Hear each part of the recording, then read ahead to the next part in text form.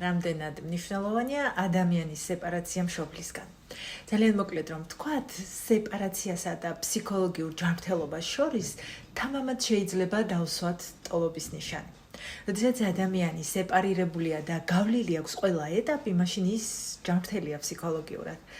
სეპარაციაზე პასუხისმგებელია მშობელი, მაგრამ როდესაც მშობელს თვითონ არ აქვს გავლილი სეპარაცია, მას არ შეუძლია თავის შვილისგან გამოყოფაც.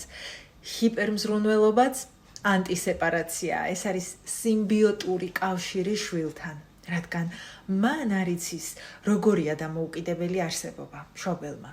როდესაც მშობლის ფსიქიკა არ არის გაზრდილი და უმწიფარია, ის ბავშვს ვერ ხედავს როგორც დამოუკიდებელ პიროვნებას. მასში ხედავს მხოლოდ საკუთარ გაგრძელებას. გავლილი გაქვთ თუ არა სეპარაცია მშობელთან, ამის შესახებ ბევრი პოსტი და ვიდეო მაქვს ჩემს გვერდზე. გამოიწერეთ ის, რომ კიდევ მეტი სასარგებლო ინფორმაცია ნახოთ.